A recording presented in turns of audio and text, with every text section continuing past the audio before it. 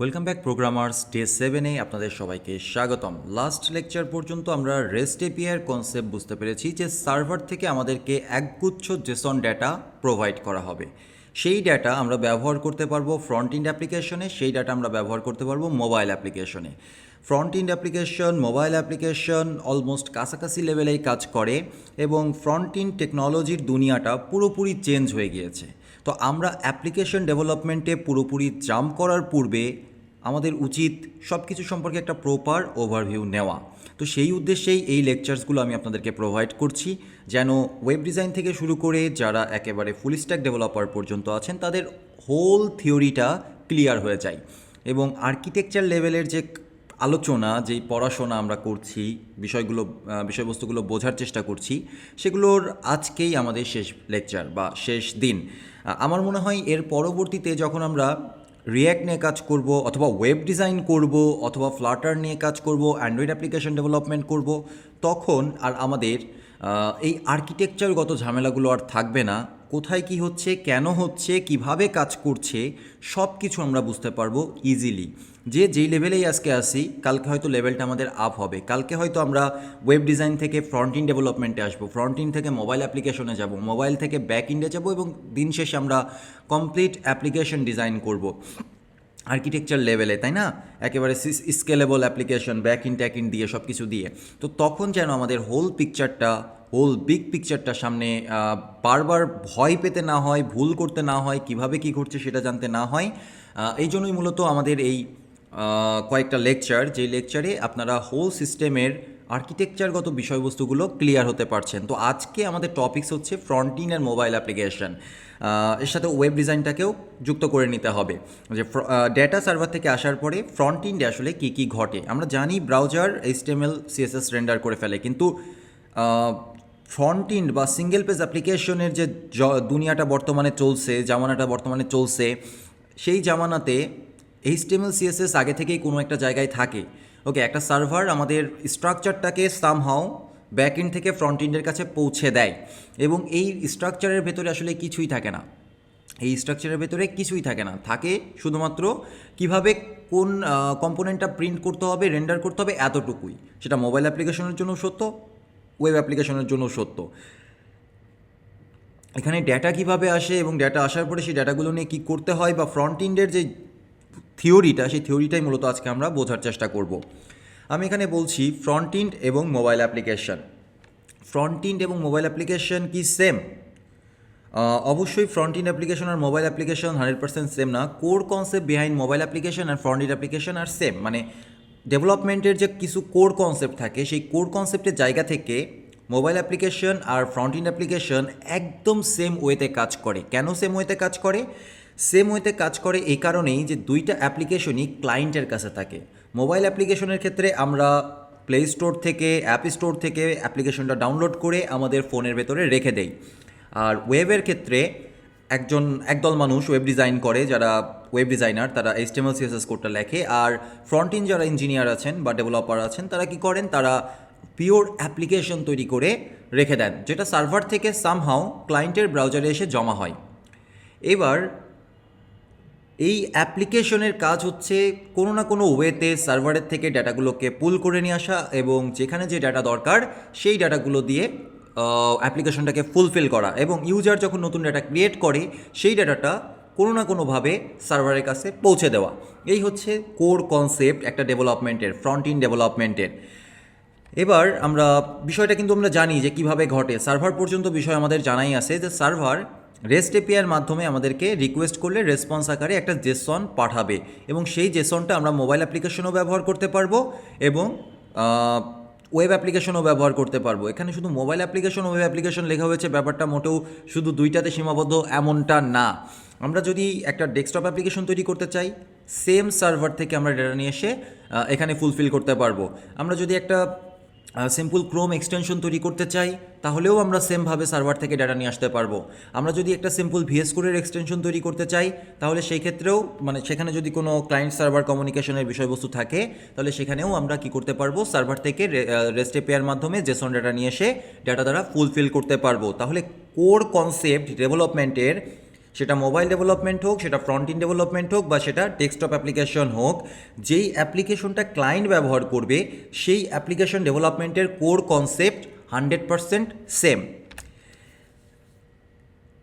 আমাদের এই অ্যাপ্লিকেশনে কি মানে ফ্রন্ট ইন্ড অ্যাপ্লিকেশনের যে কথাবার্তা হচ্ছে, ফ্রন্ট ইন্ড মোবাইল ডেস্কটপ যাই হোক, ইউজারের যে ব্যবহার করা অ্যাপ্লিকেশন সেটাকে আমি ক্লায়েন্ট অ্যাপ্লিকেশন বলবো। এই ক্লায়েন্ট অ্যাপ্লিকেশনের আসল কাজটা কি? somehow we have to print that data top of our mobile or browser screen and put users data to the server। মানে কোনো না কোনোভাবে সার্ভার থেকে আসা ডেটা আমরা মোবাইল স্ক্রিন হোক, ব্রাউজার হোক, সেখানে সুন্দরভাবে প্রিন্ট করতে চাচ্ছি বা দেখাতে চাচ্ছি।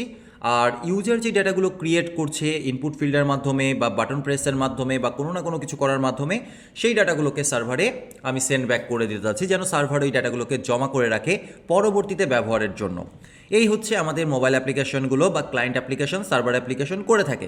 সার্ভার অ্যাপ্লিকেশন প্রসেস ভিন্নভাবে করে, ক্লায়েন্ট অ্যাপ্লিকেশন কাজটা ভিন্নভাবে করে। এখন একটা পারফেক্ট যদি আমরা অ্যাপ্লিকেশন তৈরি করতে চাই, সেই পারফেক্ট অ্যাপ্লিকেশনে টোটালি 5টা বিষয়ের দিকে ফোকাস রাখতে হয়। এটা কিন্তু অ্যাবস্ট্রাক্ট, এর বাইরে যে আর কিছু লাগবে না এমনটা না। আমি বলতে চাচ্ছি এই 5টা বিষয়বস্তু দিয়েই আমরা মোটামুটি যে কোনো অ্যাপ্লিকেশন তৈরি করতে পারি। আর যে কোনো রেঞ্জের অ্যাপ্লিকেশন তৈরি করতে চাইলেই আমাদের এই 5টা বিষয়ের দিকে ফোকাস দিতেই হবে। এটা কমন, সেটা ফ্রন্ট ইন্ড অ্যাপ্লিকেশন বলেন, মোবাইল অ্যাপ্লিকেশন বলেন, ডেস্কটপ অ্যাপ্লিকেশন বলেন, ওয়েব ডিজাইন বলেন। ওয়েব ডিজাইনেও আমাদের এই বিষয়গুলোকে মাথায় রাখতে হয়, কারণ ফ্রন্ট ইন্ডের দুনিয়াটা এখন অনেকাংশে চেঞ্জ হয়ে গিয়েছে। আর ফ্রন্ট ইন্ড পুরোপুরি নির্ভর করে ওয়েব ডিজাইনের ওপরে, কারণ ওয়েব ডিজাইনাররা যেই ডিজাইনটা তৈরি করে দিবে সেই ডিজাইনটাই কিন্তু ফ্রন্ট ইন্ড ডেভেলপাররা ব্যবহার করবে। তাহলে একজন ওয়েব ডিজাইনার যদি জানতে পারে যে ফ্রন্ট ইন্ড ডেভেলপার কীভাবে কাজ করে, ফ্রন্ট ইন্ড ডেভেলপার তার ডিজাইনটা নিয়ে কী কী কাজ করবে, তাহলে একজন ওয়েব ডিজাইনার কিন্তু খুব সুন্দরভাবে তার ডিজাইনটা তৈরি করতে পারবে। এই উদ্দেশ্যেই আমরা যারা ওয়েব ডিজাইনার তাদেরকেও ওই হোল প্রসেসটা বোঝানোর চেষ্টা করছি। তার মানে আমাদের কমন এই 7টা ভিডিও হচ্ছে একেবারে কমন ভিডিও, যেই ভিডিওগুলো প্রত্যেকটা ন্যানো ক্যাম্পেই থাকবে। এবং এর পেছনে রিজন হচ্ছে ফ্রম দ্য বিগিনিং আমি যেন হোল ডেভেলপমেন্ট প্রসেসটা সম্পর্কে একটা প্রপার আইডিয়া পাই, তাহলে আমার যে রোল বা রেসপন্সিবিলিটিটা আছে সেটা আমি পারফেক্টলি ফুলফিল করতে পারি। তাহলে যে 5টা কম্পোনেন্টের কথা বললাম বা 5টা জায়গার কথা বললাম, ফিল্ডের কথা বললাম, সেই ফিল্ডগুলো কী কী? প্রথমে হচ্ছে UI components to display data. মানে আমরা ছোটো ছোটো ইউআই কম্পোনেন্ট তৈরি করব, যার মাধ্যমে ব্রাউজার বা অ্যাপ্লিকেশনে আমাদের ডেটাগুলোকে শো করতে পারবো। যে ডেটাগুলো সার্ভার থেকে আমাদের কাছে আসবে, সার্ভার যেভাবে বলবে, মানে সার্ভার তো অনেকভাবেই আমাকে ডেটাটা শো করতে বলতে পারে, কিন্তু আমি একজন ডেভেলপার হিসেবে যেভাবে ডিজাইনটা করতে চাচ্ছি, যেভাবে ডেটাটা শো করতে চাচ্ছি, সেই ডেটাটা সেভাবে শো করব ইউআই কম্পোনেন্টসের মাধ্যমে। এরপরে আসে হচ্ছে data store to manage application state. একটা অ্যাপ্লিকেশনে অনেক রকম ডেটা থাকে। যদি আমি একটা ই কমার্স সাইটের কথা চিন্তা করি, তাহলে ই কমার্স সাইটে আমার ইউজারের ডেটা থাকবে, ইউজার লগ ইন করবে, রেজিস্ট্রেশন করবে, তাহলে মানে ইউজারের ডেটা থাকবে। তারপরে আমার প্রোডাক্টস থাকবে, অনেক ডিফারেন্ট ক্যাটাগরির প্রোডাক্ট থাকবে। এই যে ক্যাটাগরির কথা বললাম, ক্যাটাগরিও থাকবে অনেক রকম, তাই না? তারপরে হচ্ছে কোনো ইউজার অর্ডার করবে, অর্ডার এক ধরনের ডেটা। আমি যখন একটা অর্ডার করব তখন আমার কোথায় অর্ডারটা আছে সেটা ট্র্যাক করতে হবে, সেই ট্র্যাক করাটা এক ধরনের ডেটা। আবার ইনভয়েস ক্রিয়েট হবে, ইনভয়েস এক ধরনের ডেটা, পেমেন্ট ইনফরমেশন এক ধরনের ডেটা, অনেক ডেটা। তো সেই অনেক ডেটা আমরা কিভাবে ম্যানেজ করব? ম্যানেজ আমাকে দুই দিকেই করতে হবে, সার্ভারেও করতে হবে। আর যেহেতু ক্লায়েন্ট অ্যাপ্লিকেশন বর্তমানে টোটালি ভিন্ন, ক্লায়েন্টের সাথে সার্ভারের সম্পর্ক শুধুমাত্র একটা রেস্ট এপিআইয়ের মাধ্যমে, তাই ক্লায়েন্টেও আমাদের অনেক কিছু ম্যানেজ করতে হয়। তো সেই ডেটা স্টোর বা ডেটা ম্যানেজ করার সিস্টেমটা আমাদেরকে বুঝতে হবে। প্রত্যেকটা অ্যাপ্লিকেশনেই এই দুইটা জিনিস প্রয়োজন আছে। এরপরে আসে হচ্ছে navigation or routing to move here and there. যখন আমরা প্রিভিয়াস বা ট্রেডিশনাল অ্যাপ্লিকেশনের কথা বলেছিলাম, তখন দেখেছিলাম যে সার্ভার থেকেই আমাদের রাউটিংটা হয়ে আসছে। অর্থাৎ সার্ভারে প্রত্যেকটা রিসোর্সের জন্য, প্রত্যেকটা ওয়েস্টেমেল পেজের জন্য একটা করে রাউট তৈরি করে রাখা আছে। সেখানে রিকোয়েস্ট পাঠালে একটা করে হোল কমপ্লিট এইচটিএমএল সিএসএসের পেজ আমাদের সামনে চলে আসে। সেই সময় আমাদের খুব একটা পেইন ছিল না। কিন্তু বর্তমানে সিঙ্গেল পেজ অ্যাপ্লিকেশনের যুগে এই চিন্তাটা আর চলে না। এই ক্ষেত্রে আমাদের হোল অ্যাপ্লিকেশনে একটাই মাত্র পেজ থাকে, যেটাকে বলা হতে পারে index.html ফাইল, একটা মাত্র পেজ, এইচটিএমএল পেজ। এবং সার্ভারের কাছে রিকোয়েস্ট করলে সার্ভার সবসময়ের জন্য ওই একটা মাত্র এইচটিএমএল পেজ আমাকে দিবে, এই জন্যই এটার নাম সিঙ্গেল পেজ অ্যাপ্লিকেশন। তাহলে এখানে আমাদের মাল্টিপল পেজ কীভাবে তৈরি হবে, এখানে আমাদের রাউটিং কীভাবে হবে, বা এক পেজ থেকে আরেক পেজে আমি কীভাবে যাব, মাল্টিপল পেজ আমি কীভাবে ক্রিয়েট করব, এই জন্য ফ্রন্ট এন্ডে বা মোবাইল অ্যাপ্লিকেশনে ভিন্ন ভিন্ন টেকনোলজি আছে। ফ্রন্ট এন্ডের টেকনোলজিটা এখানে ভিন্ন, মোবাইল অ্যাপ্লিকেশনের টেকনোলজিটা এখানে ভিন্ন। যদি আমি অ্যান্ড্রয়েড অ্যাপ্লিকেশনের কথা বলি তাহলে সেখানে আমাকে বলতে হবে অ্যাক্টিভিটিস। নেটিভ অ্যান্ড্রয়েড অ্যাপ্লিকেশনে অ্যাক্টিভিটিস আছে, একটা করে অ্যাক্টিভিটিস মানে একটা করে পেজ। তারপরে আবার আইওএসের কথা বললে স্টোরি বোর্ড, তো ওয়েবের কথা বললে একটা করে পেজ, এরকম বিভিন্ন সিস্টেম আছে, কিন্তু কোর কনসেপ্ট প্রত্যেকের একই, যে ভিন্ন ভিন্ন পেজ থাকবে। সেই ভিন্ন ভিন্ন পেজে আমি বিভিন্ন ওয়েতে রাউটিং করার মাধ্যমে যখন আমার যে পেজে ভিজিট করতে হবে একটা বাটন ক্লিক করে আমি সেই পেজে ভিজিট করতে পারবো, আর যেই পেজে ভিজিট করব সেটাই আমার স্ক্রিনে সুন্দরভাবে রেন্ডার হবে। এই জন্য প্রত্যেকটা অ্যাপ্লিকেশনেই আমাদের নেভিগেশন এবং রাউটিংয়ের প্রয়োজন আছে। এমনকি কোনো অ্যাপ্লিকেশন আপনারা দেখেছেন খুব সিম্পল অ্যাপ্লিকেশন ব্যতীত যেখানে রাউটিং নেই, যেখানে শুধুমাত্র কি বলা যেতে পারে একটাই পেজ। একটা পেজের অ্যাপ্লিকেশন অনেক আছে যেখানে আমাদের কোনো পেজে যাওয়ার দরকার হয় না, কিন্তু most of the real world application has multiple pages, তাই না? তো যখন আমাদের অ্যাপ্লিকেশন, আমরা একটা রিয়েল ওয়ার্ল্ড অ্যাপ্লিকেশন বানাবো, এন্টারপ্রাইজ অ্যাপ্লিকেশন বানাবো, সেখানে আমাদের হাজার হাজার পেজ থাকবে। তো সেই হাজার হাজার পেজে আমরা কীভাবে নেভিগেট করতে পারি সেটা আমাদের জানা দরকার, এবং এটা প্রতিটা অ্যাপ্লিকেশনের জন্যই প্রযোজ্য। যারা ওয়েব ডিজাইন করেন তারা কি করেন, তারা প্রতিটা ডিফারেন্ট পেজের জন্য ডিফারেন্ট HTML ফাইল তৈরি করে রেখে দেন। এখনও আপনারা তাই করবেন, কারণ আপনাদের হাতে তো ওই ফাংশনালিটিসটা নেই, আপনারা তো প্রোগ্রামিং করছেন না। তো আপনারা HTML CSS দিয়ে যখন কাজটা করবেন তখন আপনাদের এই সুযোগটা থাকবে না যে সব কিছু স্মুথলি আপনি করতে পারবেন। তো ইন দ্যাট কেস আপনাকে কী করতে হবে, যতগুলো পেজ কল্পনা করা পসিবল, UI/UX ডিজাইনার আপনাকে যতগুলো পেজ প্রোভাইড করবে সবগুলো পেজের জন্য একটা করে HTML পেজ আপনাকে তৈরি করে ফেলতে হবে। এটা হচ্ছে আপনার দায়িত্ব।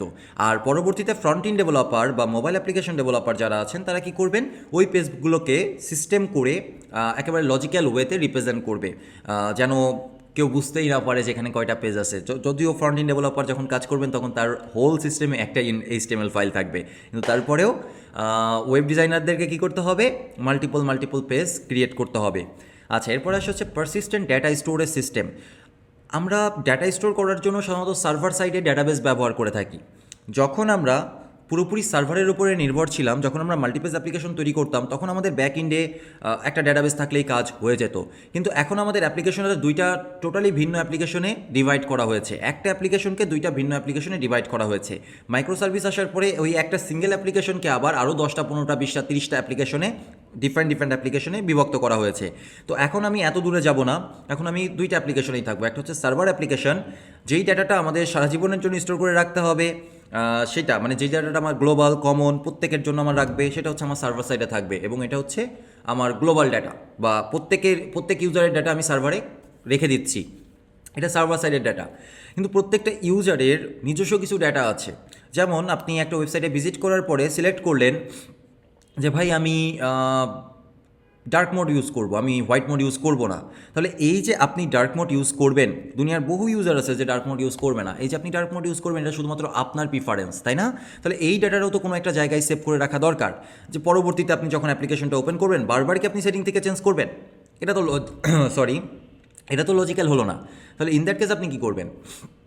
ইন দ্যাট কেস একজন ডেভেলপার হিসেবে আপনাকে কোনো না কোনোভাবে এই ডাটাটা, ইউজার যেই প্রিফারেন্সটা দিল যে না ভাই আমি ডার্ক মোড ইউজ করব, আমার কালার স্কিম এরকম হবে, আমার থিম এরকম হবে, এটা আপনি কোনো একটা জায়গায় ক্লায়েন্টে স্টোর করে রাখবেন। তারপরে এই শুধু এতটুকু ডাটা না, আরও অনেক রকম ডাটা আছে। যেমন আমি বলতে পারি ইউজার অথেন্টিকেটেড অবস্থায় আছে কি না। সাধারণত আমরা যখন প্রথমবার অথেন্টিকেশন করব তখন সেই ডাটাটা সেভ থাকবে কোথায়? সেই ডাটাটা সেভ থাকবে আমাদের র্যামে। একটা টোকেন জেনারেট হবে, সেই টোকেনটা সার্ভার আমাদেরকে দিবে ক্লায়েন্টের কাছে স্টোর করে রাখার জন্য, আমরা ক্লায়েন্টে স্টোর করে রাখলাম, সেটা মোবাইল অ্যাপ্লিকেশনে স্টোর করে রাখতে পারি, আমি সব জায়গায় আমাদের স্টোর করে রাখতেই হবে ডাটাটা। তো ডাটাটা স্টোর করে রাখার পরে কী হবে, সেটা নর্মালি আমার র্যামে জমা হবে। অ্যাপ্লিকেশনটা আমি ক্লোজ করে দিলাম, অথবা আমি কি করলাম, পেজটাকে রিফ্রেশ করলাম, তাহলেই র্যাম থেকে এই ডাটাটা হারিয়ে যাবে। তাহলে সেকেন্ড টাইম আবার আমাকে লগ ইন করতে বলবে। এটা কি লজিক্যাল কিছু হলো যে প্রতিটা রিফ্রেশের জন্য আমাকে লগ ইন করতে হচ্ছে?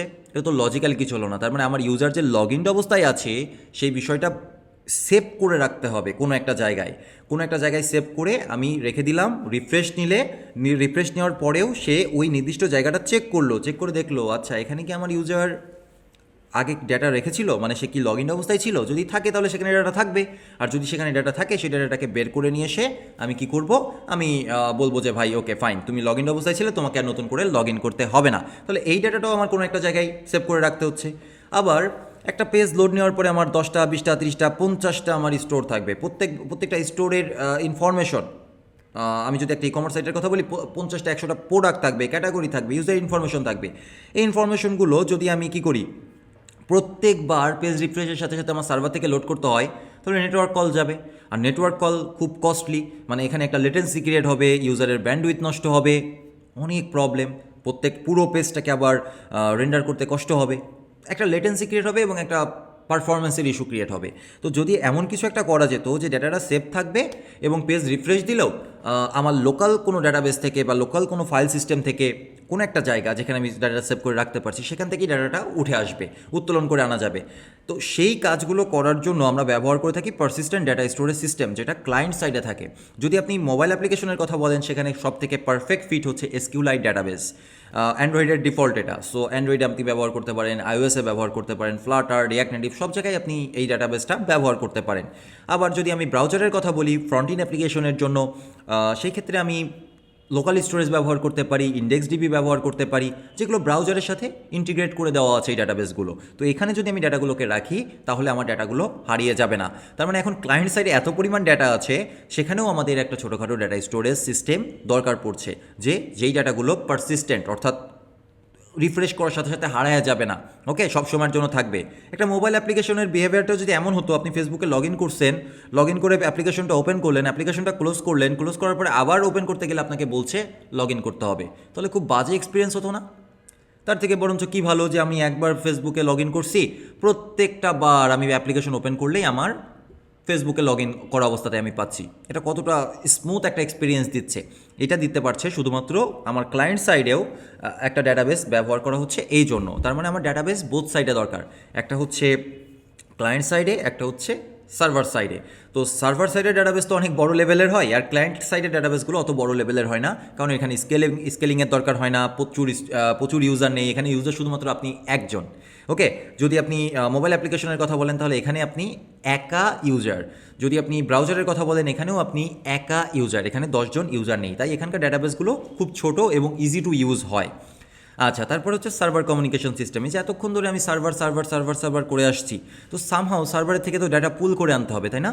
সার্ভার থেকে আপনি ডাটা পুল করে আনবেন কীভাবে?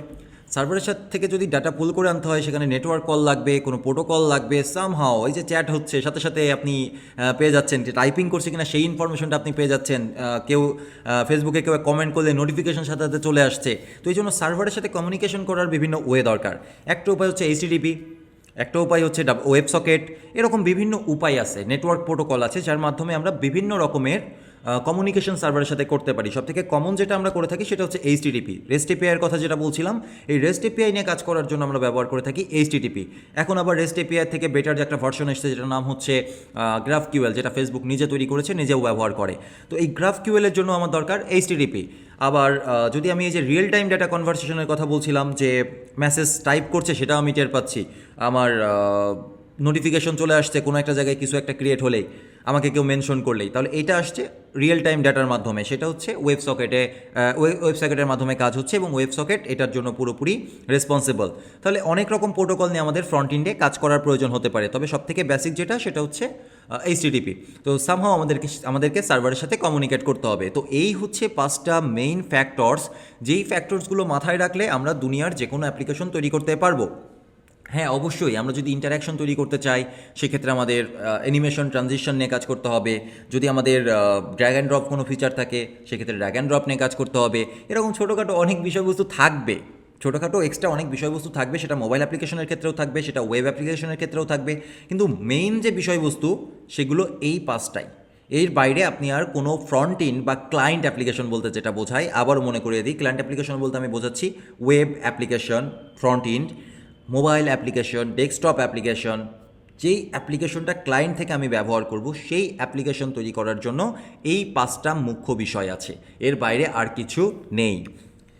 ওকে ফাইন, এবার আমরা ইউআই কম্পোনেন্টস কীভাবে বিল্ড হয় সেটা নিয়ে একটু আলোচনা করি। ইউআই কম্পোনেন্টস এটা এমন একটা বিষয় যে বিষয়টা প্রত্যেকটা ক্লায়েন্ট অ্যাপ্লিকেশনের জন্য ভিন্ন।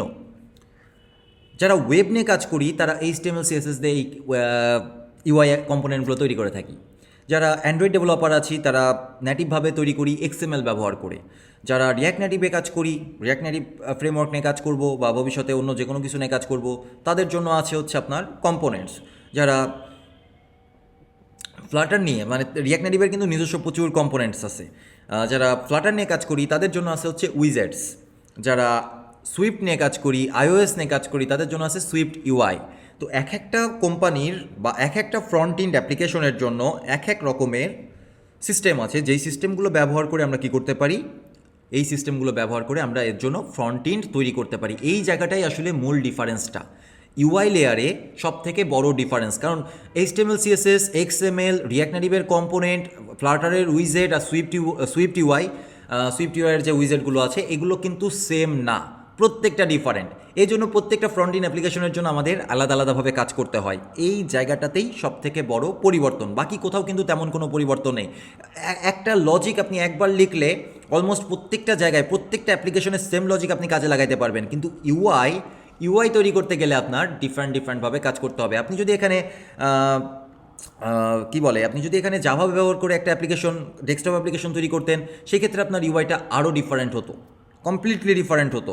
যদি আপনি ডটনেট ব্যবহার করে একটা ডেস্কটপ অ্যাপ্লিকেশন তৈরি করতে চাইতেন, তাহলে আপনার ইউআইটা টোটালি ভিন্ন হতো জ্যামেরিন ব্যবহার করে। যদি মোবাইল অ্যাপ্লিকেশন তৈরি করতে চাইতেন তাহলে তার ইউআইটা টোটালি ভিন্ন হতো। তাহলে আমাদেরকে বুঝতে হবে প্রত্যেকটা ক্লায়েন্ট অ্যাপ্লিকেশনকে ডিফারেন্সিয়েট করছে আমাদের ইউআই। ওকে, সব থেকে বড় ডিফারেন্সিয়েট করছে ইউআই, আর কেউ না। আবারও মনে করিয়ে দিই, কে ডিফারেন্সিয়েট করছে প্রত্যেকটা ক্লায়েন্ট অ্যাপ্লিকেশনকে? ইউআই তৈরি করার সিস্টেম, এটাই হচ্ছে আমাদেরকে ডিফারেন্সিয়েট করছে। এখন ইউআই তৈরি করার মানে কেন আমরা ইউআই তৈরি করব, ইউআই এর রেসপন্সিবিলিটিটা কি? ইউআই এর মেনলি দুইটা রেসপন্সিবিলিটি। একটা হচ্ছে আমরা যে ডেটাটা দেখতে চাচ্ছি, একটা অ্যাপ্লিকেশনে তো প্রচুর ডেটা থাকে, সেই ডেটাগুলো বা ইনফরমেশনগুলো আমাদের সামনে ডিসপ্লে করা। এখন ফেসবুকে যেয়ে আমি আপনার পোস্ট দেখতে পারলাম না, তাহলে কি হলো? ফেসবুকে গিয়ে আমি আপনার পোস্ট দেখতে পারছি, আপনি আমাদের পোস্ট দেখতে পারছেন, পোস্ট দেখে ন্যানো ক্যাম্পে জয়েন করে ফেলছেন। তো এই যে দেখলেন, সেটা হচ্ছে আমার ডেটা ডিসপ্লে করা। আমি সামহাউ ইউআইয়ের মাধ্যমে আমার ডেটাটাকে, আমি যে ডেটাটা শো করতে চাচ্ছি সেই ডেটাটাকে ডিসপ্লে করলাম। আর ওই যে লাইক করলেন, কমেন্ট করলেন, শেয়ার করলেন, মেসেজ করলেন, এগুলো কি? এগুলো হচ্ছে ইউজার ইনপুট। তো ইউআই কম্পোনেন্টের টোটালি দুইটা রেসপন্সিবিলিটি। একটা হচ্ছে সামহাউ আমার ডেটাটাকে ডিসপ্লে করবে, এবং দ্বিতীয়ত ইউজারের ফিডব্যাকটাকে গ্রহণ করবে। ইউজার কি ইনপুট দিচ্ছে সেই ইনপুটগুলোকে গ্রহণ করবে। ওকে, ক্লিয়ার? ওকে, ডান। এখন ডেটা ডিসপ্লে করা বলতে, ডেটা ডিসপ্লে করার টেকনিক কী কী আছে, আমরা কী কী ওয়েতে ডেটাকে ডিসপ্লে করতে পারি? সিম্পল টেক্সট আকারে করতে পারি, লিস্ট আকারে করতে পারি, টেবিলস আকারে করতে পারি, ইমেজ, ভিডিও, পিডিএফ, এই ওয়েগুলোতে আমরা কি করতে পারি? একটা ডেটাকে ডিসপ্লে করতে পারি। কোথায়? অ্যাপ্লিকেশনে। সেটা কোন অ্যাপ্লিকেশন? সেটা আইওএস অ্যাপ্লিকেশন হতে পারে, সেটা অ্যান্ড্রয়েড অ্যাপ্লিকেশন হতে পারে, সেটা ওয়েব অ্যাপ্লিকেশন হতে পারে, সেটা এইচটিএমএল সিএসএস হতে পারে, সেটা ডেস্কটপ অ্যাপ্লিকেশন হতে পারে। What ever client application it is, এখানে আমাদেরকে এই ডাটাগুলোই প্রায়, মানে এর ভেতরেই আপনি সব কিছু মোটামুটি ডিসপ্লে করতে পারবেন। হয়তো আপনার ওরিয়েন্টেশনটা ভিন্ন হবে, হয়তো আপনার লেআউটটা ভিন্ন হবে, কিন্তু এর বাইরে আর কিছু আপনি খুঁজে পাবেন না। এবার যদি আমরা নেক্সট স্টেপে যাই, যে ইউজারের থেকে আমরা ইনপুট কীভাবে নিতে পারি। ইউজারের থেকে সবথেকে সহজে ইনপুট নেওয়ার অপশনটা হচ্ছে বাটন। আমরা সব জায়গায় দেখি বাটনে ক্লিক করি, একটা নতুন পেজ চলে আসে, বাটনে ক্লিক করি, অর্ডার কমপ্লিট হয়ে যায়, বাটনে ক্লিক করি, মেসেজ চলে যায়, বাটনে ক্লিক করলে লাইক হয়ে যায়, লাভ রিয়াক্ট হয়ে যায়, হাহা রিয়াক্ট হয়ে যায়, সেটা দিয়ে মারামারি বেঁধে যায়। তো আলটিমেটলি বাটন হচ্ছে ইনপুট দেওয়ার অন্যতম একটা উপায়, ইউজারের কাছ থেকে ইনপুট নেওয়ার। তারপরে লিঙ্ক, বাটন আর লিঙ্কের ভেতরে একটু ডিফারেন্স আছে। লিঙ্ক বলতে একটা পেজ থেকে আরেকটা পেজে ভিজিট করা, আর বাটন বলতে জাস্ট বাটন, কোনো একটা কিছু ঘটবে সেজন্য বাটন। তো লিঙ্ক আর বাটনের ভেতরে মূলত তফাৎ এতটুকুই, দুইটাই ক্লিক করতে হয়, দুইটাই ক্লিক করলে কিছু না কিছু ঘটায়, কিন্তু লিঙ্ক আর বাটনের তফাৎ হচ্ছে বাটন নিজ পেজে কোনো একটা ইভেন্ট ঘটাবে, আর লিঙ্ক হচ্ছে একটা পেজ থেকে আরেকটা পেজে ভিজিট করতে নিয়ে যাবে। তারপরে ফর্মস আছে, ইউজারের কাছ থেকে ইনপুট নেওয়ার সব থেকে বেটার ওয়েটাই হচ্ছে ফর্মস কিন্তু একা কাজ করতে পারে না। ফর্মস একটা কালেকশন, কার কালেকশন? ইনপুট ফিল্ডসের কালেকশন। এখানে ইনপুট ফিল্ড বলতে আপনার টাইম হতে পারে, আপনি ঘন্টা, আওয়ার, মিনিট এগুলো দিবেন।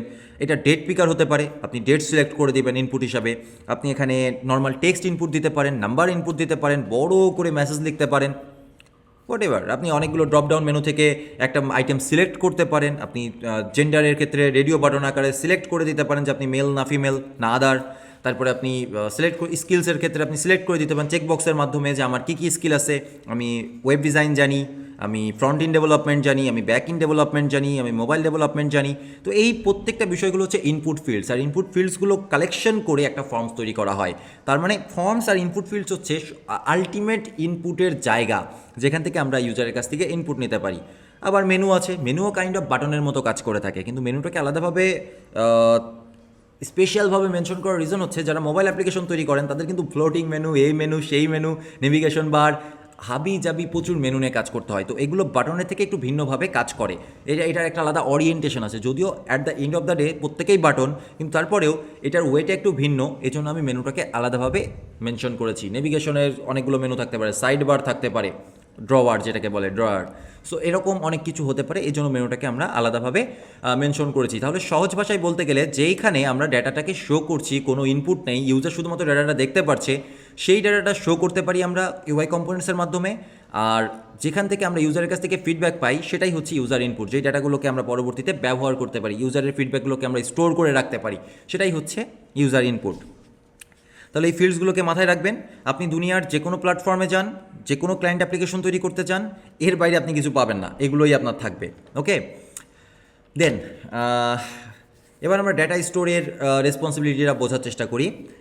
ডেটা ইজ এভরিথিং, আমি এর আগেও বলেছি ডেটা ইজ এভরিথিং। ডেটা ছাড়া অ্যাপ্লিকেশনে কিছুই থাকে না, ডেটা দিয়ে আমাদের সব কিছু। ডেটা কী করতে হবে, এই যে এখানে একটু আগে বলছিলাম ডেটা ডিসপ্লে করতে হবে, ডেটা কালেক্ট করতে হবে। ইউজার যে জিনিসগুলো তৈরি করবে সেগুলো কি, সেগুলো তো সামহাও ডেটা, তাই না?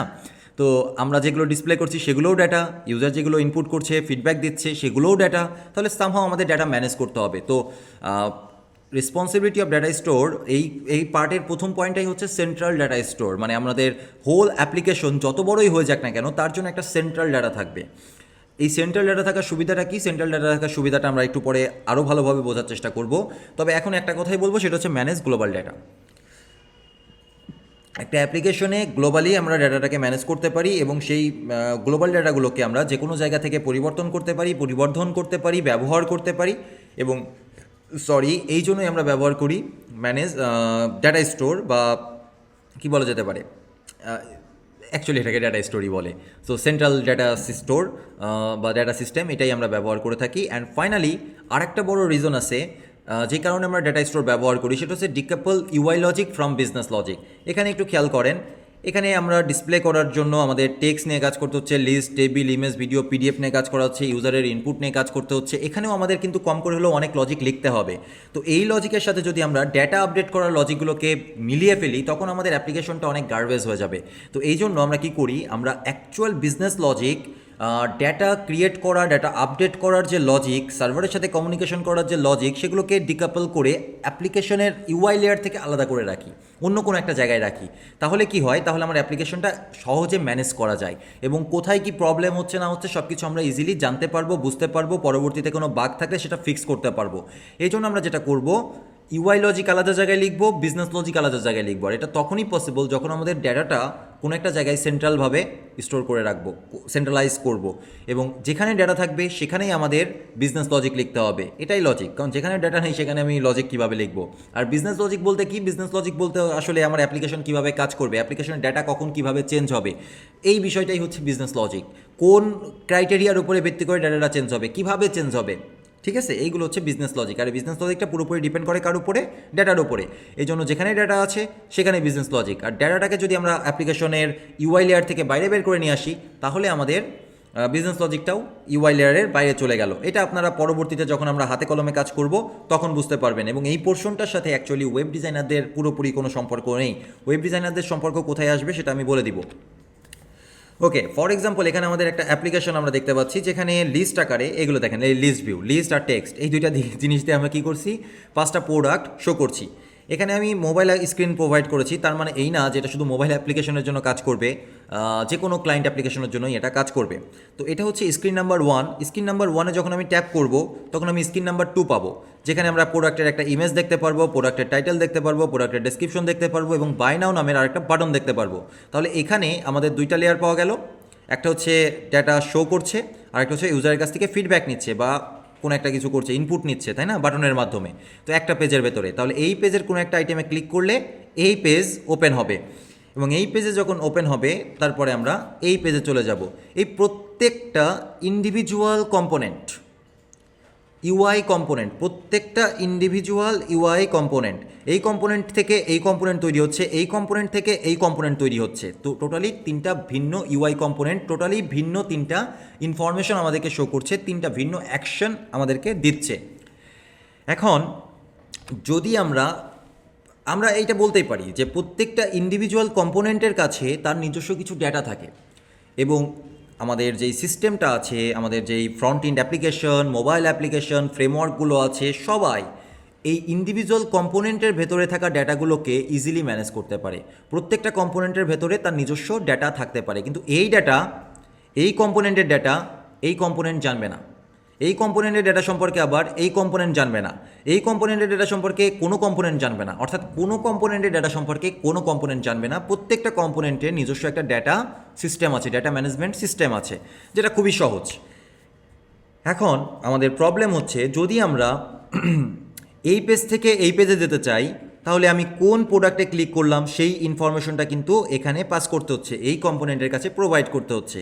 আবার এখান থেকে আমরা বাই নাও ক্লিক করলাম, তার মানে আমাকে এর প্রাইসটা হতে পারে, এর আরও কিছু বেসিক ইনফরমেশন, প্রোডাক্ট আইডিটা হতে পারে, প্রোডাক্ট টাইটেলটা হতে পারে, এই ইনফরমেশনটা কী করতে হচ্ছে, এই কম্পোনেন্টের কাছে পাস করতে হচ্ছে।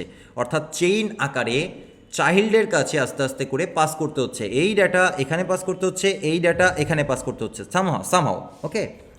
এখন এটা তো সহজ মনে হচ্ছে, তাই না? কিন্তু চিন্তা করেন যে আমার এরপরে আরও 30টা ডিফারেন্ট পেজ আছে, যেখানে এই প্রথম পেজের ইনফরমেশনটা 30 নাম্বার পেজে যে আমার দরকার, তখন কি করতে হচ্ছে, প্রত্যেকের ডাটা প্রত্যেকের কাছ থেকে পাস করতে হচ্ছে। আপনি কিন্তু সরাসরি এখানকার ডাটা এখানে পাস করতে পারবেন না, এখান থেকে যেহেতু এখানে যাচ্ছে সেহেতু আপনার ডাটা এখান থেকে এখানে পাস করতে হবে, তারপরে এখান থেকে আপনি এখানে পাস করতে পারবেন। তার মানে যদি 30 নাম্বার পেজে আমার এখানকার ডাটা প্রয়োজন হয়, তাহলে 1 2 3 4 করে এইভাবে ডাটা পাস করতে করতে করতে করতে করতে করতে করতে করতে করতে করতে 30 নাম্বার পেজে গিয়ে আমাকে ওই ডাটাটাকে গ্রহণ করতে হবে, রিসিভ করতে হবে, যেটা খুবই পেইনফুল, খুবই পেইনফুল। আবার খুবই পেইনফুল, আরও বেশি পেইনফুল তখন হবে যখন এই কম্পোনেন্টের বা এই পেজের ডেটা আমার এই পেজে দরকার, এই পেজের ডেটা আবার এই পেজে দরকার, মানে ভাইস ভার্সা, টু ওয়ে বা দুইটা ডিরেকশনে, দুইটা ভিন্ন ডিরেকশনে ডাটা আদান প্রদান হবে। তখন ব্যাপারটা আরও কমপ্লেক্স হয়ে যাবে, কারণ আমাদের যতগুলো অ্যাপ্লিকেশনের ফ্রেমওয়ার্ক আছে, web front in framework, mobile application framework, সব জায়গাতেই ডাটাও ওয়ান ওয়েতে কাজ করে। প্যারেন্ট থেকে চাইল্ডের কাছে যায়, কিন্তু চাইল্ড থেকে প্যারেন্টের কাছে আসে না।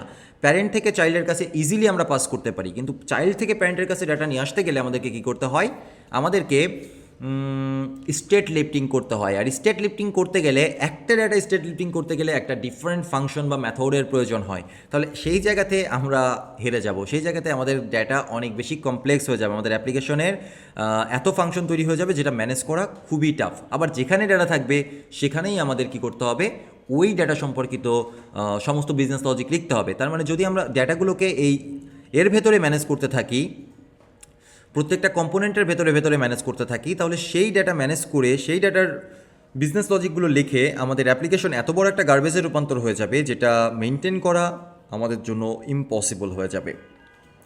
হয়তো 2 পেজ 3 পেজ 4 পেজ 5 পেজ 10 পেজের একটা অ্যাপ্লিকেশনের জন্য খুব বেশি প্রবলেম হবে না। প্রবলেম তখন হবে যখন আমাদের হিউজ পরিমাণ পেজ থাকবে। আলিবাবা, অ্যামাজনের মতো অ্যাপ্লিকেশন আমাদের তৈরি করতে হবে, বা সিম্পল ফেসবুকের মতো অ্যাপ্লিকেশন, অবশ্যই সিম্পল না, ফেসবুকের মতো অ্যাপ্লিকেশন তৈরি করতে হবে, তখন কিন্তু ব্যাপারটা সহজ থাকবে না। ওকে, দেন এর সমাধান হচ্ছে আমরা ডেটার একটা সেন্ট্রাল স্টোর তৈরি করব, data store, central data store বা গ্লোবাল ডেটা স্টোর, যেই স্টোরটা আমাদের অ্যাপ্লিকেশন লেয়ারের একদম ওপরে থাকবে, এবং যেখান থেকে আমরা সরাসরি সবার কাছে ডেটা পাস করতে পারবো, সবাই ডেটা গ্রহণ করতে পারবে। এবং শুধুমাত্র ডেটা ওয়ান ওয়েতে আছে এখানে দেখাচ্ছে, কিন্তু না, শুধুমাত্র ওয়ান ওয়েতে আসবে না, ডেটা শো করা যাবে না, আবার মিউটেটও করা যাবে। মিউটেট করার অর্থ হচ্ছে ডেটা আমি এখান থেকে বাটন ক্লিক করার মাধ্যমে কোনো একটা ডেটা পরিবর্তনও করতে পারবো। তার মানে এইখানে যদি আমার এসির মতো দেখা যাচ্ছে ব্যাপারটা, কিন্তু এটা এসি না, এটা হচ্ছে ডেটাবেস বা ডেটা স্টোরেজ, তো সেন্ট্রাল ডেটা স্টোর। তো এখানে আমরা যেটা করব সেটা হচ্ছে সামহাউ এখান থেকে কোনো একটা ডাটা ক্লিক করলাম, সেই ডাটাটা এখানে আপডেট হলো, মানে কোনটা আমি সিলেক্ট করছি সেটা আপডেট হলো, সেইটা এখান থেকে দেখার মাধ্যমে আমরা এই পেজটা রেন্ডার করলাম যে কোন পেজটা রেন্ডার করতে হবে। তো ডেটার একটা সেন্ট্রাল হাব, যেখান থেকে আমরা হাজারটা পেজ যদি আমার থাকে সব জায়গাতেই ডেটার অ্যাক্সেস পাবো। That is the way. এখন এখান থেকে ডেটা নিয়ে আমরা ডেটা ডিসপ্লে করতে পারি, এবং এখানেই আমরা, যেহেতু ডেটাটা আমাদের আউটসাইডে ইউআই লজিকের বাইরে, তাই আমরা এখানে বিজনেস লজিক লিখে ফেলতে পারি ডেটার সাথে সাথে। খুব মজার না? অনেক মজার ব্যাপারটা। তার মানে আমাদের অ্যাপ্লিকেশনের আর্কিটেকচারটা টোটালি ভিন্ন হয়ে যাচ্ছে। এখন ডেটা সম্পর্কে মোটামুটি একটা আইডিয়া তো আপনাদের হয়েছে, তারপরেও আরও আমরা পরবর্তীতে বিস্তারিত জানবো। এবার রেসপন্সিবিলিটি অফ নেভিগেশনের রেসপন্সিবিলিটিগুলো আমাদেরকে জানতে হবে। আমি আগেই বলেছি যে আমাদের অ্যাপ্লিকেশনে একটা মাত্র পেজ থাকবে না, আমাদের অ্যাপ্লিকেশনে থাকবে মাল্টিপল পেজ। এই মাল্টিপল পেজের ভেতরে যদি আমরা রাউটিং করতে চাই, একটা পেজ থেকে অন্য পেজে যাইতে চাই, যে কোনো একটা পেজ থেকে যে কোনো একটা পেজে জাম্প করতে চাই, সেই জায়গাটায় আমাদের দরকার কি? সেই জায়গাটায় আমাদের দরকার নেভিগেশন বা কোনো একটা রাউটিং সিস্টেম। প্রত্যেকটা ফ্রন্ট এন্ড অ্যাপ্লিকেশন, প্রত্যেকটা মোবাইল অ্যাপ্লিকেশন প্ল্যাটফর্মের এই রাউটিং সিস্টেমটা আছে, হয়তো কিছুটা ডিফারেন্ট, কিন্তু প্রত্যেকে সেম ওয়েতেই প্রায় কাজ করছে যে আমার একটা পেজ থেকে আরেকটা পেজে জাম্প করতে হবে। এই জন্য আমরা কী করছি? রাউটিং করছি। এক একটা জায়গায় এক একটা ওয়েতে, কিন্তু এন্ড অফ দ্য ডে আমরা রাউটিংই করছি। এবং এটা খুবই জরুরি একটা ফিচার প্রত্যেকটা প্ল্যাটফর্মের জন্য। ওকে, তো ফর এক্সাম্পল আমার এই পেজ থেকে এই পেজে আসতে হবে, এই পেজ থেকে এই পেজে যাইতে হবে, যেটা আমরা আগেই দেখেছি। কিন্তু কিভাবে যাওয়া পসিবল বলেন তো? রাউটিং ব্যতীত। এখানে ক্লিক করলে যে এই পেজটা ওপেন হবে, সেটা সামহাও কোনো একটা রাউটার দিয়ে আমাকে ম্যানেজ করতে হবে। আবার এই পেজ থেকে বাই নাও ক্লিক করলে এই পেজে আসতে হবে। আমরা আবার অনেক সময় দেখি না যেখানে ব্যাক বাটন আছে, তাহলে আগে কোন পেজে গিয়েছিলাম সেটার হিস্টোরিও কিন্তু সে ট্র্যাক করে রাখছে। তার মানে এই পেজ থেকে এই পেজে আবার ব্যাক আসা যাবে, এই পেজ থেকে আবার এই পেজে ব্যাক আসা যাবে, দুই দিকেই যাওয়া যাবে। তো এই কাজগুলো করে থাকে কে? এই কাজগুলো করে থাকে রাউটার। পারসিস্টেন্ট ডেটা স্টোরেজ সম্পর্কেও আমরা অনেক কিছুই বলেছি, প্রথমেই বলে নিয়েছি অনেক কিছু, যে আমরা ফাইল সিস্টেমের মাধ্যমে খুব সহজেই ডাটা পারসিস্ট করতে পারি। ফাইলে রাইট করে রেখে দিলাম, কিন্তু ফাইলে রাখার থেকে বেটার হচ্ছে লোকাল ডাটাবেস। আপনি ফাইলে রাখলে সেটা রিড রাইট স্পিড যতটা ভালো হবে, একটা লোকাল ডাটাবেসের ভেতরে রাখলে সেটার স্পিড অনেক বেটার হবে। এই জন্য SQLite one of the best. আর ব্রাউজারে যারা কাজ করবেন ফ্রন্ট এন্ড অ্যাপ্লিকেশনের জন্য, তারা সেশন স্টোরেজ ব্যবহার করতে পারেন, লোকাল স্টোরেজ ব্যবহার করতে পারেন, ইন্ডেক্স ডিবি ব্যবহার করতে পারেন। এই ডাটাবেসগুলো খুবই ভালো। তো ফ্রন্ট এন্ডের জন্য হিউজ অপশনস আছে, আর মোবাইল অ্যাপ্লিকেশন বা ডেস্কটপ অ্যাপ্লিকেশনের জন্য ক্লায়েন্ট সাইডের ডাটা ম্যানেজ করার জন্য আপনি সিম্পলি SQLite ব্যবহার করতে পারেন। খুব সহজ একটা ডাটাবেস। ওকে, সো ডাটাবেস কোথায় দরকার? এই যে এখানে আমরা ডাটা সেভ করে রাখবো। সিম্পল, এখানে আমরা আমাদের এই যে স্টোরে যত ডাটা আছে সেই ডাটাগুলোকে আমরা ইচ্ছা করলেই এখানে সেভ করে রাখতে পারি, যার ফলে অ্যাপ্লিকেশন রিস্টার্ট নিলে, আমার পেজ রিফ্রেশ হলে আবার আমরা এই ডাটাবেস থেকে ডাটাটাকে নিয়ে এসে নতুন করে রিফিল করতে পারি, এবং আমার সার্ভারের কাছে রিকোয়েস্ট না দিয়েই আমি যেই জায়গাটায় ছিলাম সেই জায়গাটাই ব্যাক করতে পারি। স্টেট হারিয়ে যাবে না, একদম রিফ্রেশ করেন আর যাই করেন, অ্যাপ্লিকেশন ক্লোজ করে দেন আর যাই হোক, আমি যেই জায়গাটা থেকে ব্যাক করেছিলাম বা যেই জায়গা থেকে অ্যাপ্লিকেশন ক্লোজ করেছিলাম, এন্ড অফ দ্য ডে আমি সেই জায়গাটাই আবার ব্যাক করব। ওকে, এরপরে ফাইনালি হচ্ছে সার্ভার কমিউনিকেশন সিস্টেমের মেন রেসপন্সিবিলিটি হচ্ছে সার্ভার থেকে ডাটাটাকে নিয়ে আসা, আর ক্লায়েন্ট যে ডাটাগুলো তৈরি করবে সেই ডাটাগুলো সার্ভারের কাছে পুশ করে রাখা। এই হচ্ছে তার রেসপন্সিবিলিটি, আর কোনো রেসপন্সিবিলিটি নেই। ওই যে মেসেজ হওয়ার সময় কি হচ্ছে? কেউ একজন মেসেজ লিখছে, তো সেই মেসেজ লিখে সেন্ড করছে, তো সেই মেসেজটা তো আমাকে শো করতে হবে, তাই না? তার মানে আমি সার্ভার থেকে ডাটাটাকে ফেস করে আমার স্ক্রিনে শো করলাম বা ক্লায়েন্ট স্ক্রিনে শো করলাম। আবার আমি মেসেজ লিখছি তার রিপ্লে হিসাবে, তো সেই মেসেজটা সার্ভারে তো পৌঁছাইতে হবে। সার্ভারে যদি না পৌঁছায়, আরেকজন সেখান থেকে ডাটাটা নিয়ে দেখতে পারবে না। তার মানে একটা সার্ভার কমিউনিকেশনের মূল কাজই দুইটা। একটা হচ্ছে সার্ভারে যে ডাটাটা আছে সেই ডাটাটাকে নিয়ে এসে আমি দেখব, আবার আমি যে ডাটাটা তৈরি করব সেই ডাটাটা সার্ভারে সেভ করে রাখবো। এই হচ্ছে এর কাজ। তাহলে সার্ভার কমিউনিকেশন লেয়ারে আমরা কোথায় ব্যবহার করতে পারি? যেহেতু ডেটার সাথেই সব সম্পর্ক, সার্ভার কমিউনিকেশন কী কাজে করছি আমরা? ডেটা নিয়ে আসার কাজ এবং ডেটা পুশ করার কাজ, ডাটা সেভ করার কাজ সার্ভারে। তার মানে সেই কাজটাও আমার এই ডেটার সাথেই সম্পৃক্ত। মানে ইউআই লেয়ারের সাথে আসলে কারোর কোনো সম্পর্ক নেই। ইউআই লেয়ারে যেগুলো ঘটবে সেগুলোকে আমরা বলবো ইভেন্ট বা অ্যাকশন। এখানে একটা ইভেন্ট ঘটবে, সেই ইভেন্ট অনুযায়ী আমার ডাটা লেয়ার পরিবর্তন হবে। ডাটা লেয়ার কোনো না কোনো বিজনেস লজিক অ্যাপ্লাই করবে, ডাটা লেয়ার সার্ভার কমিউনিকেশন করবে, কোনো না কোনো ডাটা সার্ভারে সেভ করবে, অথবা সার্ভার থেকে কোনো ডাটা পুল করে নিয়ে এসে আবার আমার ব্রাউজারে বা আমার অ্যাপ্লিকেশনে শো করবে। ওকে ফাইন, এখন আমরা বুঝতে পারছি এগুলোই হচ্ছে মেইন টেকনিক্স। একটা front end modern front end application বা মোবাইল অ্যাপ্লিকেশন তৈরি করার ক্ষেত্রে এই টেকনিক্সগুলো ব্যবহার করে আমরা সহজেই যে কোনো অ্যাপ্লিকেশন তৈরি করতে পারি। ওয়েট, তাহলে মোবাইল অ্যাপ্লিকেশন আর ফ্রন্ট এন্ড অ্যাপ্লিকেশনের ভেতরে কোনো তফাৎ নেই? আমি কিন্তু আগেই বলেছি যে এগুলো mobile application front end application বলে আমি ডিফাইন করছি না, আমি ডিফাইন করছি সব কিছুকে ক্লায়েন্ট অ্যাপ্লিকেশন বলে। ক্লায়েন্ট অ্যাপ্লিকেশন সেটা যে কোনো প্ল্যাটফর্মের জন্য হোক, তার কোর থিওরি সেমই থাকবে। কোথায় যে পরিবর্তন হচ্ছে সেটাও কিন্তু আমি বলেছি ইউআই লেয়ারে। এর বাদেও কিছু পরিবর্তন আছে, অবশ্যই আছে। তার মানে আমাদের যে কথাটা কি ছিল যে মোবাইল ডেভেলপমেন্ট এবং ফ্রন্ট এন্ড ডেভেলপমেন্ট সেম কিনা, কথাটা কিছু অংশে সত্য এবং কিছু অংশে ফলস। কারণ আমাদের ডেভেলপমেন্ট আর্কিটেকচারটা সেম, কিন্তু সব কিছু তো আর সেম না, 100% সেম না। তার মানে ট্রু অ্যান্ড ফলস হয়তো 60-70% বা তার থেকে কম আমরা ফ্রন্ট এন্ড যদি জানি তাহলে সেই 60-70% নলেজ আমরা মোবাইল অ্যাপ্লিকেশনে অ্যাপ্লাই করতে পারবো। তবে মোবাইল অ্যাপ্লিকেশনের জন্য আমাদের আরও এক্সটেন্সিভ কিছু নলেজের দরকার হবে। কারণটা কি? কারণটা আপনারা একটু গেস করতে পারবেন? ভিডিওটা পজ করে একটু গেস করে দেখেন তো যে আসলে কী কারণে মোবাইল অ্যাপ্লিকেশন আর ফ্রন্ট এন্ড অ্যাপ্লিকেশন ডিফারেন্ট হবে। কেন মোবাইল অ্যাপ্লিকেশন আমাদের এক্সট্রা করে আরও 30-40% স্টাডি করতে হবে, কেন? একটু চিন্তা করে দেখেন। ওকে ফাইন, তো এখানে আমি একটা চার্ট তৈরি করেছি। কিসের? ডিফারেন্সের। তো প্রথমে আমরা ফ্রন্ট এন্ড ডেভেলপমেন্ট রেখেছি, দ্বিতীয়ত আমরা মোবাইল অ্যাপ্লিকেশন ডেভেলপমেন্টকে রেখেছি। তো ফ্রন্ট এন্ড ডেভেলপমেন্টটা কোথায় চলে? ফ্রন্ট এন্ড ডেভেলপমেন্টটা হচ্ছে একটা ব্রাউজারের ওপরে। একটা ব্রাউজার নিজে একটা অ্যাপ্লিকেশন, সেই অ্যাপ্লিকেশনের ভেতরে আমরা একটা কোড রান করছি সামহাও, সেটা HTML দিয়ে, সেটা CSS দিয়ে ডিজাইন করছি, সেটা জাভাস্ক্রিপ্ট দিয়ে এক্সট্রা করে কিছু ফাংশনালিটি যুক্ত করছি, কিন্তু সেটা রান করছে কোথায়? একটা ব্রাউজার নামক অ্যাপ্লিকেশনের ওপরে, ছোট্ট একটা অ্যাপ্লিকেশনের ওপরে। যেখানে মোবাইল ডেভেলপমেন্ট, এখানে যে অ্যাপ্লিকেশনগুলো আমরা তৈরি করছি সেগুলো রিয়েল ডিভাইসের ওপরে রান হচ্ছে। তো অবশ্যই একটা ব্রাউজারের ওপরে রান হওয়া অ্যাপ্লিকেশন আর রিয়েল ডিভাইসের ওপরে রান হওয়া একটা অ্যাপ্লিকেশনের ভেতরে ডিফারেন্স থাকবেই, এটাই স্বাভাবিক। ওকে, তো এই জন্য অবশ্যই এখানে কিছু ডিফারেন্স কাজ করে। We have access just browser API front end অ্যাপ্লিকেশনের ক্ষেত্রে, আর মোবাইল অ্যাপ্লিকেশনের ক্ষেত্রে we have complete access to operating system. মানে যেটা দাঁড়ালো, ব্রাউজার আমাদেরকে কিছু এপিআই প্রোভাইড করবে, নেভিগেশন, তারপরে হচ্ছে লোকেশন, মিডিয়া, ক্যামেরা, এই অল্প কিছু এপিআই তারা আমাদেরকে প্রোভাইড করবে। ব্রাউজার আমাদেরকে যেই এপিআইগুলো প্রোভাইড করবে আমরা শুধুমাত্র সেই এপিআইগুলোতেই অ্যাক্সেস করতে পারবো, সেই কম্পোনেন্টেই আমরা অ্যাক্সেস করতে পারবো। এর বাইরে গিয়ে আমাদের করার মতো কিছু থাকবে না। আর ওয়েবে যে কাজগুলো আমরা করি, অ্যাপ্লিকেশনগুলো রান হয়, সব কিছু ব্রাউজারের মাধ্যমে ভায়া হয়ে, অর্থাৎ সরাসরি প্রসেস ক্রিয়েট হয় না।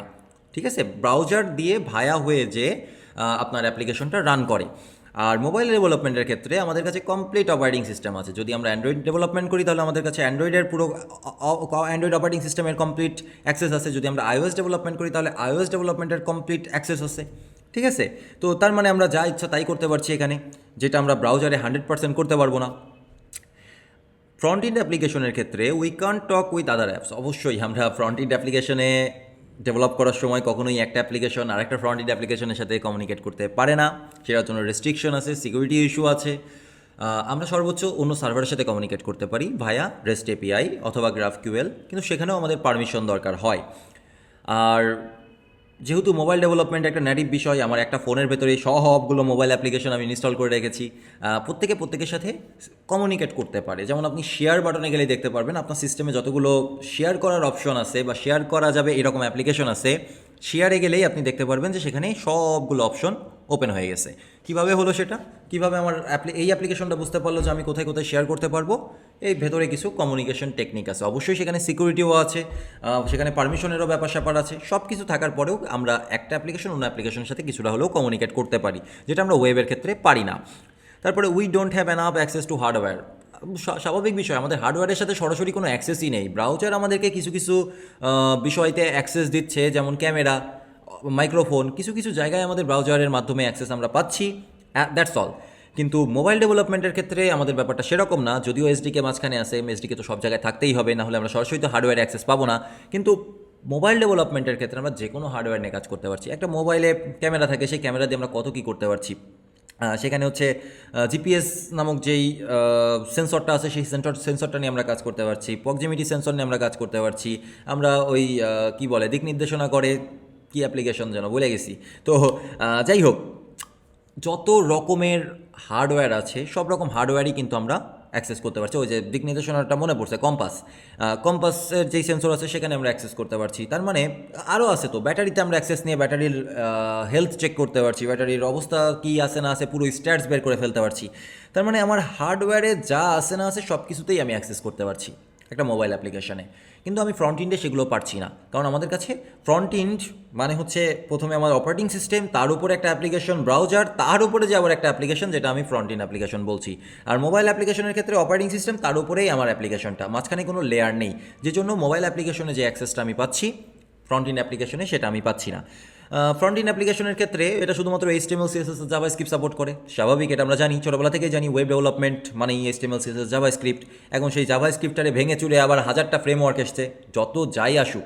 এখন পাইথন দিয়েও জাভাস্ক্রিপ্টের কাজ করা যায়, টাইপস্ক্রিপ্ট দিয়েও জাভাস্ক্রিপ্টের কাজ করা যায়, কপিস্ক্রিপ্ট দিয়ে করা যায়, ELM ল্যাং দিয়ে করা যায়, অনেক কিছু দিয়ে করা যায়। কিন্তু করা গেলেও দিন শেষে সব কিছুকে কনভার্ট করতে হয় জাভাস্ক্রিপ্টে, তাই না? তো ব্রাউজার এই তিনটা ভাষা ছাড়া কিছুই বোঝে না, HTML CSS and জাভাস্ক্রিপ্ট। আর এই তিনটা ল্যাঙ্গুয়েজকে বিভিন্ন ওয়েতে নিজের মতো করে আমরা কাস্টমাইজ করে বিভিন্ন লজিক খাটায় সর্বোচ্চ পাওয়ারফুল অ্যাপ্লিকেশন বানানোর চেষ্টা করি ফ্রন্ট এন্ড ডেভেলপার হিসেবে। আর মোবাইল ডেভেলপমেন্টের ক্ষেত্রে দে নো এভরিথিং। এটা একটা অপারেটিং সিস্টেম, আমরা চাইলেই, আমরা যদি একটু প্রো ম্যাক্স লেভেলের ইউজার হই তাহলে আমরা চাইলেই সেখানে যে কোনো লেভেলের যে কোনো প্রোগ্রামিং ল্যাঙ্গুয়েজ রান করতে পারবো, যে কোনো কম্পাইলার ইনস্টল করতে পারবো, আমরা যদি একটু প্রো ম্যাক্স লেভেলের ইউজার হই। আর আমরা অনেকেই হয়তো জানি না যে অ্যান্ড্রয়েড ডেভেলপমেন্টের নেটিভ ল্যাঙ্গুয়েজটা কী। অ্যান্ড্রয়েডের নেটিভ ল্যাঙ্গুয়েজ হচ্ছে, আমরা সবাই মনে করি জাভা আর কটলিন, কিন্তু অ্যান্ড্রয়েডের নেটিভ ল্যাঙ্গুয়েজ যে C++, সেখানে C++ কোডও রান করা যায় নেটিভলি, সেটা আমরা অনেকেই জানি না। iOS-এর ক্ষেত্রে অবজেক্টিভ সি, তারপরে হচ্ছে সুইফট, এগুলো দিয়ে আমরা সরাসরি কাজ করতে পারি। কিন্তু যে কোনো ল্যাঙ্গুয়েজই ওই যে আমি বললাম একটু প্রো ম্যাক্স লেভেলের হলে, যেহেতু এটা একটা অপারেটিং সিস্টেম, সেহেতু আমরা এখানে রান করতে পারবো। এখানে আমাদের কমপ্লিট অ্যাক্সেস আছে, আমরা যে কোনো একটা বাইনারি কোড সরাসরি এখানে নিয়ে এসে এক্সিকিউট করতে পারবো। Okay fine. তো এরপরে হচ্ছে rely on just a browser front end application, এর আর কোনো সত্তা নাই। ওই একটা ব্রাউজার যদি না থাকে এই অ্যাপ্লিকেশনের কোনো ভ্যালু নাই। আর মোবাইল ডেভেলপমেন্টের মোবাইল অ্যাপ্লিকেশনটা পুরোপুরি ডিপেন্ড করে অ্যাপ্লিকেশন অপারেটিং সিস্টেমের ওপরে। আপনি যদি অ্যান্ড্রয়েডের জন্য একটা অপারেটিং সিস্টেম বানান, অ্যান্ড্রয়েডের জন্য অপারেটিং সিস্টেম, অ্যান্ড্রয়েডের জন্য যদি আপনি একটা অ্যাপ্লিকেশন বানান, তাহলে এই অ্যাপ্লিকেশনটা অ্যান্ড্রয়েডের প্ল্যাটফর্মে রান করবে। এর জন্য কোনো থার্ড পার্টি ডিপেন্ডেন্সির দরকার হবে না। আপনি প্যাকেজিং করার পরে অ্যান্ড্রয়েড অপারেটিং সিস্টেমের কাছে দিয়ে দিবেন, সে ইনস্টল করে নিয়ে এটা ব্যবহার করতে পারবে সহজেই, ঠিক আছে? এবং যেখানে যা আছে সব কিছু যদি আপনি ঠিকঠাক লেখেন তাহলে সে সব কাজই পারফেক্টলি করতে পারবে। কিন্তু ফ্রন্ট ইন অ্যাপ্লিকেশনের ব্যাপারটা সেরকম না। ফ্রন্ট ইন অ্যাপ্লিকেশনের মাঝখানে একটা মধ্যম সত্তা আছে, সেই মধ্যম সত্তাটা হচ্ছে ব্রাউজার। ব্রাউজার না থাকলে এখানে কাজ হবে না। তো যেহেতু আমি দেখছি যে ফ্রন্ট ইন ডেভেলপমেন্ট আর মোবাইল ডেভেলপমেন্টের ভেতরে ব্যাপক পরিবর্তন আছে, ব্যাপক ডিফারেন্স আছে। একটা কোথায় একটা ব্রাউজারের জন্য তৈরি করা অ্যাপ্লিকেশন, আর আরেকটা কোথায় কমপ্লিটলি নেটিভ অ্যাপ্লিকেশন, তাহলে হিউজ ডিফারেন্ট থিং এখানে আছে। এবং এই জন্য আমাদের কি দরকার পড়বে, একটা বিগার লার্নিং কার্ভ দরকার পড়বে। ওই যে আমি বললাম 50-60%, 60% হয়তো আপনার ডেভেলপমেন্ট প্রসেসটা, ডেভেলপমেন্ট আর্কিটেকচারটা সব প্ল্যাটফর্মেই সব ক্লায়েন্ট অ্যাপ্লিকেশনের জন্যই সেম, ইউআইটা টোটালি ভিন্ন। আপনি কখনোই হয়তো সেন্সর নিয়ে কাজ করবেন না ওয়েব অ্যাপ্লিকেশনের ক্ষেত্রে, কিন্তু মোবাইল অ্যাপ্লিকেশন আপনার সেন্সরটা সম্পর্কে জানতে হবে, এখানে অ্যাক্টিভিটিস সম্পর্কে জানতে হবে, এখানকার ওয়েটা কিছুটা ভিন্ন, সেই কিছুটা ভিন্ন আপনাকে জানতে হবে। তবে যদি আপনি একজন ফ্রন্ট ইন ডেভেলপার হন, তাহলে মোবাইল অ্যাপ্লিকেশন ডেভেলপ করা শিখতে আপনার কোনোই টাইম লাগবে না, অল্প কিছুটা টাইম লাগবে। এবং ফ্রন্ট ইন ডেভেলপমেন্টে আপনি যা যা জানেন সেই সম্পূর্ণ নলেজ দিয়ে আপনি ইজিলি যে কোনো মোবাইল অ্যাপ্লিকেশনও তৈরি করতে পারবেন। তবে এক্সটেন্সিভ লেভেল অ্যাপ্লিকেশন তৈরি করতে গেলে আপনাকে আরও মোবাইল অ্যাপ্লিকেশনের বিষয়বস্তুগুলো জানতে হবে, এবং যেগুলো জানা খুব বেশি কষ্টের কিছু না। আর মোবাইল অ্যাপ্লিকেশন ডেভেলপাররাও যদি চায় খুব ইজিলি HTML CSS শিখে খুব সহজেই ওয়েব ডেভেলপার হয়ে যেতে পারবে। সেক্ষেত্রে তাদের শেখার যাত্রার জার্নিটা অনেক কম, আরও কম, ঠিক আছে? তো আপনি চাইলেই একজন ওয়েব ডিজাইনার হয়ে যেতে পারেন, ওয়েব ডেভেলপার হয়ে যেতে পারেন। এবং এই ওয়েব ফ্রন্ট ইন ডেভেলপার বলতে আমি বোধ দুইজনকেই মিন করছি, আজকে যারা ওয়েব ডিজাইনার আছেন এবং যারা অ্যাকচুয়ালি অ্যাপ্লিকেশন ডেভেলপ করছেন ফ্রন্ট ইনটা, তো দুইজনের কথাই আমি বলছি। আর মোবাইল ডেভেলপার বলতে আমি শুধুমাত্র মোবাইল ডেভেলপারকেই বোঝাচ্ছি। সো দুইটা ডিফারেন্ট ক্যারিয়ার, তবে আমরা যদি চাই যে কেউ যে কোনো মুহূর্তে একটা লাইন থেকে আরেকটা লাইনে শিফট করতে পারি খুব ইজিলি, কারণ প্রসেসটা চেঞ্জ হচ্ছে না, হয়তো টেকনোলজি চেঞ্জ হচ্ছে, হয়তো ওয়েটা একটু চেঞ্জ হয়ে যাচ্ছে, হয়তো নতুন কিছু এক্সটেন্ড হচ্ছে, তাছাড়া কোনো চেঞ্জ নেই। ওকে, তাহলে আজকের লেকচার আমি এই পর্যন্তই রাখছি। পরবর্তী লেকচার, আরও দুইটা লেকচার হবে আজকে, এবং এই দুইটা লেকচার আরও অ্যামেজিং হতে যাচ্ছে। আর্কিটেকচার লেভেলে একটা অ্যাপ্লিকেশন ফ্রন্ট ইন লেভেলে বা ক্লায়েন্ট অ্যাপ্লিকেশন আর্কিটেকচার লেভেলে কীভাবে আমাদের চিন্তা করতে হবে ইউআই লেয়ারে এবং কীভাবে আমাদের চিন্তা করতে হবে ডেটা লেয়ারে, সেই বিষয়বস্তুগুলো আমরা জানতে যাচ্ছি নেক্সট 2 লেকচারে।